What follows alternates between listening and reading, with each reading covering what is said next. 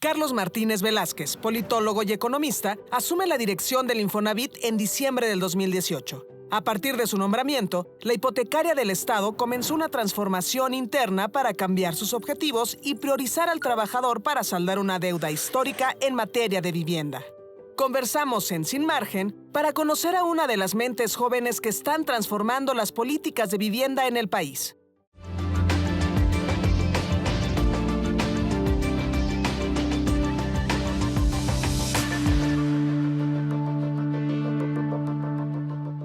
El Instituto Nacional de la Vivienda para los Trabajadores, Infonavit, surge en 1972 a raíz de la ley homóloga que reconoce por primera vez el derecho a la vivienda de los trabajadores.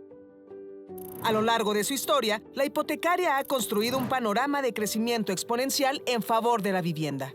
Desde sus inicios, el instituto recibe aportaciones patronales del 5% del salario de los trabajadores con el fin de obtener un crédito de vivienda. El Infonavit ha pasado por muchas épocas. Entonces, durante 72 a 92 construía los departamentos. Entonces ahí pues tenías que ir a verificar obra. Después ya no construía los departamentos, sino contrataba la construcción a terceros. Y normalmente había estas promociones sindicales o empresariales. Y ellos eran los que juntaban a los trabajadores y después hacía la promoción del crédito. Ya después se volvió pues más como una institución financiera donde solo prestaba el recurso. El Infonavit presenta una posibilidad emocionante en la construcción de un futuro sólido como resultado de años de trabajo, ya sea en la creación, inversión, transformación de un hogar o simplemente como un crédito en favor del ahorro. Y desde sus inicios ha prometido una de las cosas más importantes en materia de derechos, la vivienda digna.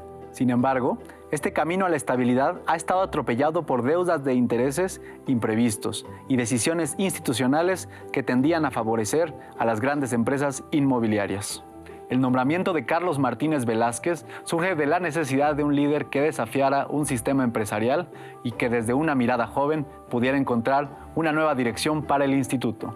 Aunque el sueldo del director del Infonavit llegó a ser mayor que el del presidente, el director actual redujo su salario 80% para garantizar un uso de recursos públicos responsable.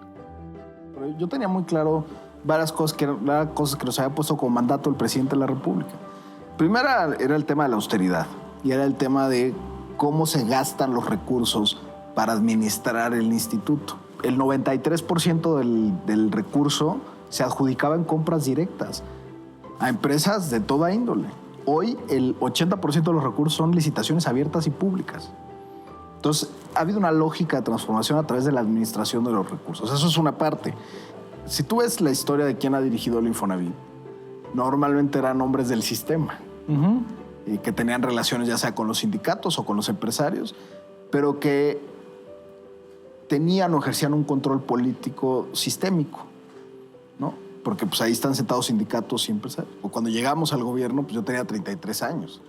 Entonces, pues sí, he sido el director más joven que ha entrado al instituto. Cuando eres joven y todos los líderes sindicales o empresariales te doblan la edad o más, pues piensan que no vas a cumplir ni vas a poder. ¿Tú sentiste que no te tomaban en serio? Claro que no te tomaban en serio. O sea, pero por supuesto, fue el asunto de que te joveneaban, ¿no? Es que como usted está muy joven, ¿no? Usted no sabe. Usted no sabe. Usted no ha vivido lo que yo. Ajá. Yo no era parte del sistema. Yo era, digamos, un outsider que no tenía ningún vínculo ni ningún interés económico, personal con eso. O sea, yo tenía un encargo del presidente y creo que no tener ataduras, que eso también es una ventaja de la juventud. La mayoría de los jóvenes, pues precisamente por la misma juventud, difícilmente tenemos ataduras. Te permite pues actuar con libertad y hacer realmente llevar a cabo el encargo y poder luchar por ese ideal y ese encargo que te encomiendan para dirigir una institución como el Infonavit. A mí lo importante era tomar ese control administrativo y era pues desde bajar los salarios, tener controles administrativos para ser austeros y cumplir con lo que nos había pedido el presidente. Y la otra es cuando estábamos en ese tránsito, el presidente había recibido en su campaña muchas quejas de gente que los créditos le resultaban impagables. Y esa fue la tarea, eso fue el encargo. más allá de todo lo que puede hacer el Infonavit, porque así está su ley y demás, el gran encargo fue: hay que acabar con las deudas impagables. Eran millones de personas que el Infonavit, en lugar de resultar una palanca para su desarrollo, era un lastre, era una pesadumbre para sus familias. Y entonces ese era el encargo. Llevábamos 2 meses en el Infonavit y presentamos un programa masivo para reestructurar los créditos del Infonavit. No solo reestructurarlos, sino también condonar una parte de la deuda, hacerles a las familias la vida más fácil. Y creo que eso, tener esa guía del presidente y esa claridad de cuál es el encargo, pues es lo que te lleva a transformar todo. Porque entonces empiezas a mover la institución hacia poder cumplir ese encargo. Cuando yo analizaba el Infonavit, decía, el Infonavit se dedica a atender a la oferta, cuando su mandato es atender a la demanda. Entonces, ¿por qué vamos a atender a los constructores y a que todo sea fácil para ellos si la misión del instituto es atender al derechohabiente, a la persona, a quien demanda un crédito? Entonces, esta visión de la oferta y la demanda, pues yo era mucho más compatible decir, vamos a tener al trabajador y lo que él necesite, no lo que necesiten las empresas constructoras. La digitalización de los trámites ha ayudado a que el tiempo de espera para obtener un crédito hipotecario disminuyera de 2 años a 6 meses, al poder solicitar un crédito en línea. Oye, ¿cómo estaban en la digitalización de trámites? Pues fíjate que más o menos había avanzado el Infonavit, pero creo que el gran avance de digitalización se dio en la pandemia. Y eso sucedió en prácticamente todos los sectores industriales en el mundo, ¿no? Hay un estudio de, no me acuerdo quién lo hizo, pero decían que se había avanzado 10 años, ¿no?, en digitalización, en solo 2, que duró la primera parte de la pandemia. Y nosotros empezamos a tomar la base, que era mi cuenta Infonavit, que es básicamente la cuenta electrónica del Infonavit, y empezamos a meter muchos servicios que hacía la gente en los centros físicos. Pues le ahorras tiempo, le ahorras mucho, hasta riesgo, ¿no? Cuando empezamos, la cuenta electrónica del Infonavit hacía 1.8 millones de transacciones al mes. Hoy estamos haciendo casi 10 millones de transacciones al mes.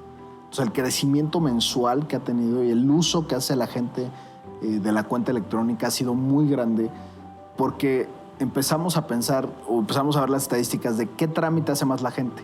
El trámite que más iba a hacer la gente al Infonavit eran 2. Corrección de RFC y el tema de la impresión de los saldos que deposita su patrón. Y entonces iban a un centro de servicio a solicitar los depósitos o el historial de depósitos del patrón. Eso ya lo pueden sacar en internet, en su cuenta electrónica. También pueden corregir sus datos en electrónico. ¿Puedes solicitar un crédito en línea? Puedes hacer todo el sistema de precalificación, ahora es personal en línea. Entonces tú inicias tu trámite de crédito en tu cuenta. Nadie más lo puede iniciar por ti. Durante la pandemia, en beneficio de los derechohabientes que tuvieron una disminución en su sueldo, el Infonavit implementó el programa Apoyo Solidario, que disminuyó el monto de mensualidades y condonó pagos a 3.3 millones de trabajadores. Desde ese momento, más de 5 millones de personas han sido beneficiadas con alguna solución de pago para su crédito. La importancia de la participación de los jóvenes en políticas de vivienda hace evidente una brecha generacional que se manifiesta no solo en las oportunidades, sino en la calidad de vida, en el derecho a la vivienda, el privilegio de la propiedad, las condiciones laborales y la posibilidad de independencia económica que difieren abismalmente de un sistema articulado a inicios de los 70 y que hasta este momento no se había tenido una transformación sustancial. Algo que se hizo en los 70, pero precisamente tienes a los patrones, a los empleadores, que son los que pagan la cuota, a los sindicatos, que son quienes son los beneficiarios de esa propia cuota, porque con eso se hace el sistema de crédito, y el gobierno, que es quien rige la política, de cómo se da desde la política de desarrollo urbano, etcétera. Todo eso, pues el gobierno es parte fundamental de poner las reglas. Al final tú no puedes hacer casas sobre la nada, las casas hacen sobre el suelo y el suelo está regulado, el suelo es propiedad de la nación. El mandato de vivienda en la Constitución depende del municipio, no de la federación, sino quien tiene el mandato de hacer políticas de vivienda es la parte municipal y son además los encargados de dotar los servicios. y hemos encontrado muy buen diálogo con gobiernos como el de Baja California, el de Sonora, o aquí en la Ciudad de México, ¿no? En esta misma administración también se empezaron a impulsar programas de vivienda incluyente que obligaban en ciertos corredores de que las viviendas tuvieran X precio, o sea, pero hay otros estados que dicen, no, pues lo que haga la federación. Pero al final la federación, por más que haga, siempre tiene el límite de que el suelo y su regulación, que es donde se construye la casa, depende de lo que diga el municipio. A 15 años de su creación, para 1987, el Infonavit fija los créditos en veces el salario mínimo mensual del entonces Distrito Federal. Esta modificación, en su momento, parecía conveniente. Los salarios se modificaron, las deudas crecieron y los créditos se convirtieron en un problema de escalas incalculables gracias a las crisis económicas del final del milenio, que convirtieron el derecho a la vivienda en una posibilidad lejana hasta la siguiente modificación. Con el programa Responsabilidad Compartida, más de 1 millón de familias han convertido su crédito hipotecario de salarios mínimos a pesos, representando un ahorro de 85,000 millones de pesos en deudas financieras. ¿Qué significa la transformación a pesos? Que ya no tienes ninguna variable que indexe el capital. Entonces ya todo lo que le metes solo va bajando el capital porque está en pesos corrientes. Y en segundo lugar, hicimos otro cambio fundamental, que era que las mensualidades se quedaran congeladas. Entonces tienes un saldo más bajo y una mensualidad fija. Tú dices, a mí el Infonavit me prestó 250,000 pesos hace 20 años. No, el Infonavit no te prestó 250,000 pesos. Te prestó X cantidad de salarios. Entonces hay una desconexión entre lo monetario, entre lo que tú puedes ver y entender como lo que te prestan, y lo que realmente te presta. Entonces, lo que realmente te presta son 1,000, 2,000 salarios mínimos, y eso se va actualizando en términos reales. Es como si te prestaran una moneda extranjera. Entonces hay un tipo de cambio, y el tipo de cambio es lo que valga el salario. Entonces, básicamente, tú pagas en pesos, pero no amortizas al mismo ritmo que cambia el tipo de cambio. Y eso hace que tu deuda no baje. Tú le metes y le metes y le metes. El capital seguía subiendo. Y tu capital cambia y se va actualizando conforme al valor que tenga el tipo de cambio. ¿Estaba indexado el tipo de cambio? No, estaba indexado al salario mínimo o a la UMA. Ah, bueno, sí. Pero, digamos, para ponerlo en un símil, es como si te prestaran una moneda extranjera, ¿no? Una moneda que no son pesos corrientes. Entonces tú le depositabas, pero pues no cambiaba el tipo, el que convertías el salario mínimo. Entonces las personas decían, y hacían sus cuentas, porque me las enseñaban las personas, me decían, a ver, yo le metí a mi crédito, no sé, 15,000 pesos en el año. Y ya los perdí. O sea, cuando se actualiza la UMA o el salario o lo que sea, la variable por la que se indexa el precio del crédito, pues te comía esos 15,000 pesos. Entonces debías más de lo que debías en enero del año anterior, aunque hayas pagado todo el año. Eso implica para la gente. Rehicimos el esquema de crédito Infonavit. Hoy, si sacas un crédito con el Infonavit, funciona igual. Está en pesos corrientes, la mensualidad es congelada toda la vida del crédito y además el 5% de tu aportación patronal se va directo a prepagar capital. Entonces el crédito se va rápido, es fija la mensualidad, no te sube ni te cambia por nada y tu saldo va bajando desde la primera mensualidad. La administración de Carlos Martínez ha puesto en práctica uno de los objetivos principales de la Cuarta Transformación: más territorio, menos escritorio, creando soluciones efectivas para problemas que nunca habían sido vistos desde la burocracia. Por ejemplo, el programa de financiamiento Unamos Créditos ha sido un parteaguas en políticas de inclusión, brindando la oportunidad a parejas del mismo sexo, familiares y amigos de unir sus créditos de vivienda y construir un patrimonio en copropiedad. Llegan en el Centro de Servicios de Monterrey una señora con su hijo y querían sacar un crédito juntos. Decían, es que, no sé, el hijo creo que tenía 400,000 pesos de crédito y la mamá tenía 160,000 pesos de crédito. ¿Se pueden sumar? ¿Se suman? Hoy se pueden sumar, pero en ese momento yo estaba en la ventanilla y le dije, pues no se puede. ¿Qué hace? Pues ¿por qué no se puede? O sea, es un absurdo. Si tienes 2 personas, si tú administras el ahorro de los 2 y si tú le puedes prestar a los 2, ¿por qué no pueden sumarlo para una misma casa? Claro. Si es lo que quieren, ¿no? Y entonces, con esa idea, o sea, esa tensión me quedó grabada Y terminando las atenciones, le digo al equipo de trabajo, oigan, ¿por qué no se puede? O sea, alguien explique, ¿hay una razón legal, una prohibición? No, pues es que nunca se ha podido. Y dijo, pues ahora se va a poder. Y a partir de ahí diseñamos el programa que se llama Unamos Créditos, que tú puedes sacar tu crédito con quien quieras. O sea, literalmente puedes ir con un amigo, puedes ir parejas del mismo sexo, lo que sea. O sea, tu hermana, tu papá, o sea, quien sea, mientras los dos tengan una cuenta en el Infonavit, pueden juntar su cuenta. Puede ser tu amigo, tu tienen que tener ni vínculo compañero familiar, de trabajo. No tienen que tener ningún tipo de vínculo, ni jurídico ni familiar. Entonces, eso es el tema de la libertad, de cómo utilizas tus recursos de mejor manera y de manera más eficiente y para lo que tú quieres. No es para lo que el Infonavit diga, sino es para lo que la gente necesite. Y este es para mí el cambio cultural es eso, o sea, de pensar en que una institución te debe de decir qué hacer a una institución que atiende la necesidad de la persona, sea cual sea esa necesidad. Cuando empezamos a hacer las primeras estadísticas de género, nos dimos cuenta que para la misma edad y el mismo trabajo en el mismo sector, las mujeres tenían un salario 5% menor. Puede no resultar mucho. En largo plazo, eso significa que han acumulado menor ahorro en su cuenta de vivienda sistemáticamente contra un hombre que empezó la carrera salarial en la misma edad. Significa también que ese desfase de salario, como el crédito del Infonavit se basa en lo que tengas registrado de salario ante el IMSS, te van a prestar menos. Entonces, claro. Resulta que las mujeres sacaban su crédito, si los hombres lo sacaban a los 22 o 23 años, las mujeres lo sacaban hasta los 32. Porque había un tiempo de espera para estabilizarse en el mercado laboral, era hasta la década de los 30, no en la década de los 20.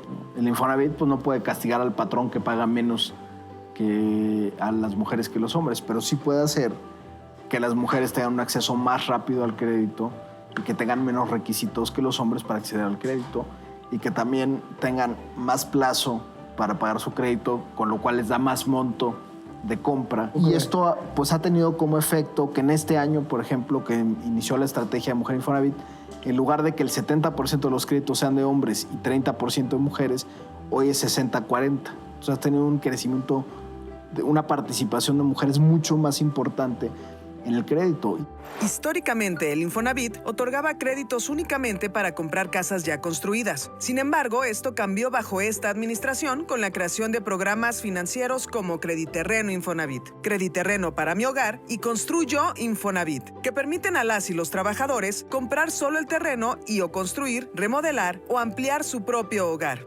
Bueno, la parte de los terrenos surge con la reforma que hicimos con el presidente López Obrador en 2020 y ahí se introduce el tema de los terrenos.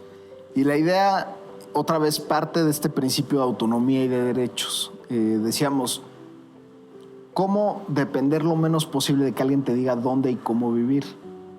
Pues para tener, o sea, la lógica era, para tener una casa necesita que esa casa tenga un suelo. Si no hay suelo, no hay casa.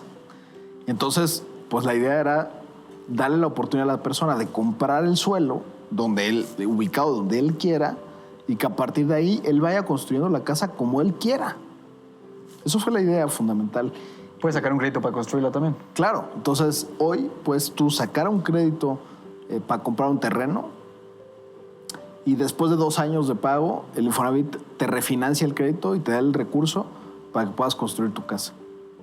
O si ya tienes un terreno, puedes sacar un crédito para construir en el terreno que ya tengas. ¿Y cómo les ha ido con sí? ¿Cuántos créditos han solicitado, sabes? Más o menos. Mira, la verdad, con lo de terrenos, muy bien. Cuando hicimos el análisis, por ejemplo, del crédito... O sea, sí una necesidad. O sea, la gente sí lo usa. Por supuesto. Pero había, en el primer año, cuando anunciamos la reforma se dio en 2020, y los primeros créditos para terreno, o sea, ya sacamos el diseño del crédito, las aprobaciones necesarias de los órganos reguladores y demás. Los primeros créditos para terrenos surgieron en 2022. Y entonces, cuando hacíamos la proyección, veíamos cuántos créditos había dado toda la banca comercial, cuántos terrenos había financiado. Y eran más o menos, o sea, los 7, 8 bancos que ofrecen créditos para... No todos los bancos ofrecen para terrenos. Había 4 que eran los principales que ofrecían créditos para terrenos, claro, de alta gama. Pero habían hecho, en un año, entre 4 bancos, habían hecho 3,000 créditos. Bueno, pues hay que pensar en que vamos a hacer algo similar, ¿no? Porque el Infonavit, pues básicamente, el Infonavit en la parte de vivienda, pues coloca 7 de cada 10 créditos que se dan en el país. Entonces, bueno, pues, o sea, podemos aspirar a colocar lo mismo que coloca toda la banca en terrenos. ¿Y cómo están los créditos del Infonavit comparados con los de la banca? Me imagino que deben ser tasas menores. Sí, pero para terminar lo de terrenos, te digo que solo este año, en lo que va de enero a septiembre, pues se han colocado 2,300 créditos de terrenos. Entonces seguramente vamos a superar todo lo que hace la banca en su conjunto. Y sobre todo lo que ha fomentado lo de terrenos es la regularización de los terrenos. Porque, ¿qué pasaba? La gente, al no tener un financiamiento formal para comprar el terreno, pues la transacción se hacía de forma informal. Entonces había de estos cuates que son muy famosos en los estados del norte del país, que son los lotes de cal. Entonces, en cualquier terreno pintaban un lote y decían, no, pues te lo vendo, me pagas en efectivo, y quién sabe si el terreno tenía escritura, quién sabe si tenía servicios, etc. Ahora lo que hemos hecho, o al poner el financiamiento a la persona ya tiene una fuente formal de financiamiento. Y el único requisito que pedimos es que el terreno esté regular, la propiedad, y se pueda hacer la transacción, pero sobre todo que el terreno esté cercano a servicios, o sea, que tenga agua o factibilidad de agua y luz. En esta administración, el Infonavit cuenta con una tasa de interés progresiva que permite que las personas con menos ingresos paguen en consecuencia menos intereses, siendo la tasa mínima de alrededor del 3.7% y la más alta del 8.3% anual. Estas tasas de interés marcan un parteaguas, ya que figuran como las más bajas en relación con toda la banca privada y en la historia del instituto. Aún con estas iniciativas al alcance de las y los trabajadores, queda el rastro del elefante blanco de los trámites en el servicio público, pero que esta nueva administración ha buscado modificar. En este caso, el derecho a la vivienda, que no se termina hasta que sea tuya. Mucha gente pues acaba de pagar su crédito y luego no sabían qué hacer. Formalmente tienes que hacer un trámite que se llama cancelar tu hipoteca. Y básicamente es decirle al registro público de la propiedad que ya acabaste de pagar. Y para eso se requiere una carta de instrucción del Infonavit. Bueno, eso no existía. O sea, se atendía cada vez que alguien llegaba y tenía conexión con alguien. No. Bueno, en esta administración hemos sacado más cancelaciones de hipoteca que en toda la historia previa del Infonavit. O sea, pero para escriturar no necesitabas eso. Es que el Infonavit te daba la escritura, pero estaba grabada, tenía una leyenda que decía que está a favor del Infonavit la hipoteca. La cancelación es quitar ese párrafo de la escritura. Es el trámite. Y eso solo se logra cuando acabas de pagar el crédito. Entonces ahora sacamos un gran programa de cancelaciones de hipoteca y mucha gente que había acabado de pagar su crédito en los 90, a principios del año 2000, etcétera, están cancelando su hipoteca. Y aunque ya las habían pagado, ya formalmente se concluye ese trámite al cancelar los créditos. El compromiso de transformación del Infonavit ha resultado en priorizar a las y los trabajadores sobre las grandes constructoras, garantizándoles el acceso a un crédito justo y la libertad de elegir dónde vivir. También demostrando que en momentos de dificultad económica, como fue la pandemia, se estaría de su lado. Entonces las instituciones tienen que ir adaptando a las necesidades sociales.